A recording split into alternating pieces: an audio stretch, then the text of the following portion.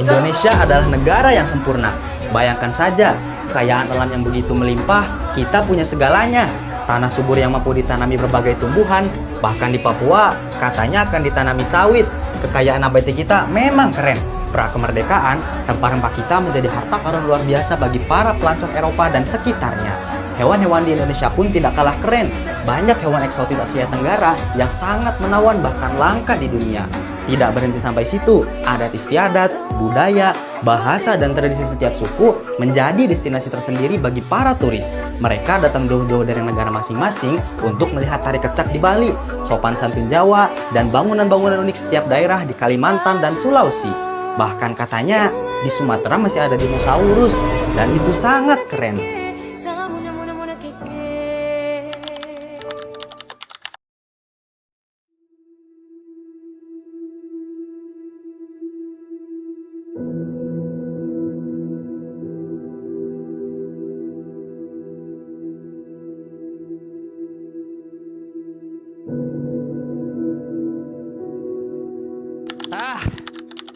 Di mana letak kerennya itu? Jika sawit ada di mana-mana, bahkan harus mengunduhkan satu hutan adat, maka apa kerennya? Jika satu hutan itu habis, dan banyak hewan eksotis yang pada akhirnya kehilangan habitatnya dan mati, maka apa kerennya? Jika semua budaya itu hanya menjadi seonggok misteri pembelajaran bangku sekolah, tanpa ada toleransi antar suku, ras, perundingan tetap ada, bullying masih terjadi. Di mana letak kerennya coba? Hah? Di mana letak kerennya? Apa sempurnanya? Bambang, kamu berpikir terlalu jauh. Kalian semua nggak ngerti. Nih, gue kasih tahu ya. Video edukatif tadi tidak menunjukkan apapun. Bahkan banyak kok orang-orang jahat yang mengurus negara kita. Mau dibawa kemana coba? Negara ini dengan kepengurusan yang seperti itu.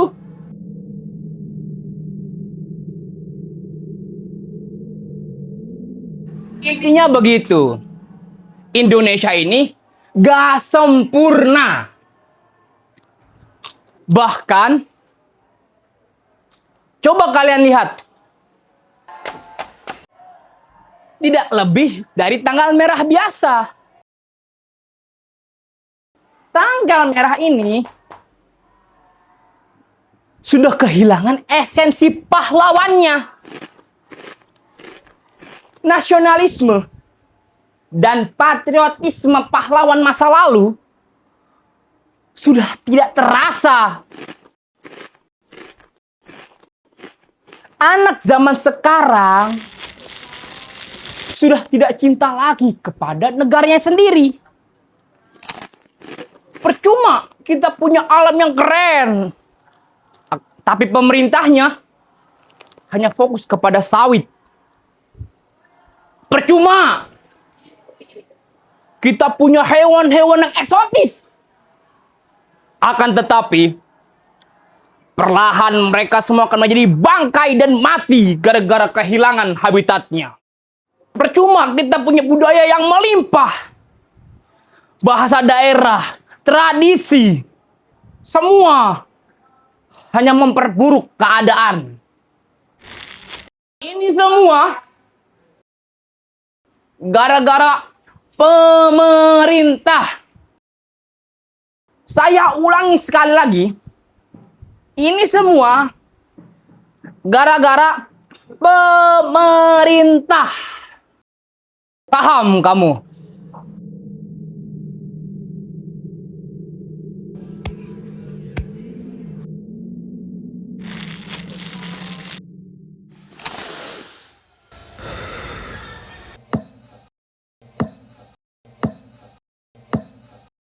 Indonesia begini bukan hanya gara-gara pemerintah. Bahkan Indonesia berhenti di sini juga gara-gara kita sebagai rakyatnya. Kita tidak pernah menyadarinya karena kita memang tidak pernah benar-benar peduli tentang alam ini. Sudah berapa kali Pandawara membersihkan sungai-sungai yang kotor? Apa yang berubah? Tidak ada. Malah masyarakat lebih semangat mengotorinya daripada membersihkannya. Ada berapa anak muda yang tidak malu bekerja sebagai petani?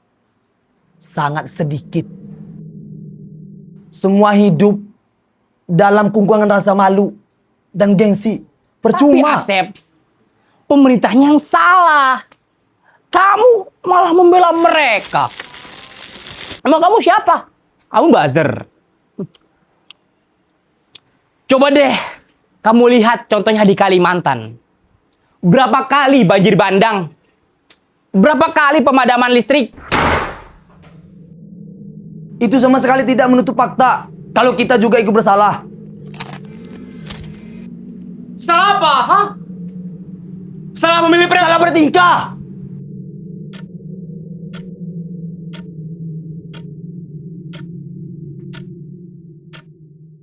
Bahkan kitanya juga, Bambang. Kita sebagai santrinya juga tidak pernah benar-benar baik dalam bertingkah. Kamu makan dan minum sambil berdiri. Membuang sampah di situ seolah hal biasa. Bahkan masih ada sisanya meskipun sedikit. Bahkan kamu mengambil makanan gembul tanpa izin sama sekali. Maka apa bedanya kamu dengan pemerintah? Ha? 17 Agustus kehilangan makna. Karena kita tidak pernah benar-benar berkontribusi dan melestarikan perjuangan para pahlawan kita. Kita juga salah dalam hal ini.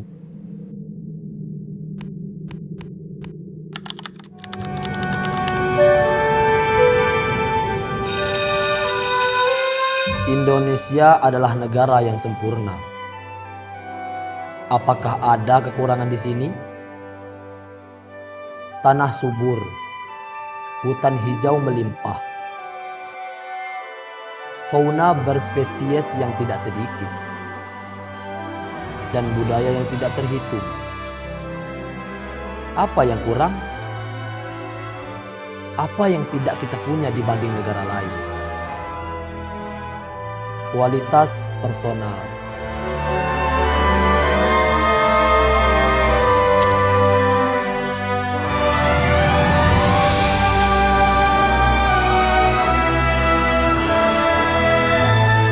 Hei anak muda,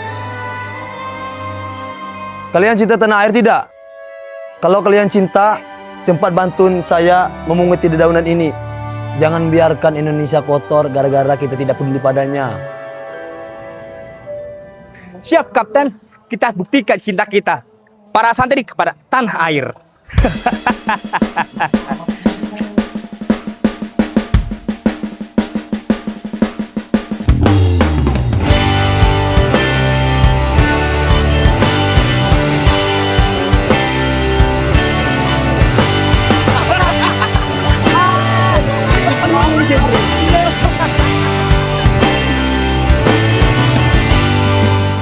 Seremonial kemerdekaan segera digelar di panggung lelucon tempat pejabat berkelakar, kehilangan semua akal sadar.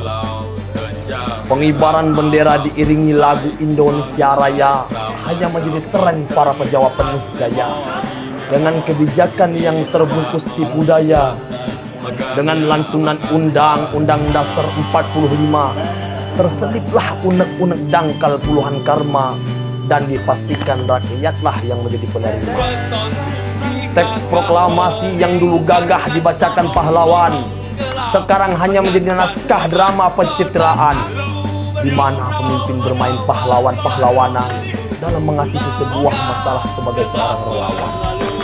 Pancasila yang menjadi dasar ideologi negara kini hanya menjadi ajang kemewahan panca indera di setiap peraturan yang dikeluarkan negara. Tunggu apa lagi? Mari kita saksikan bersama Ibu Pertiwi. Kemerdekaan seperti apa yang kita punya tertera kali besok 17 Agustus.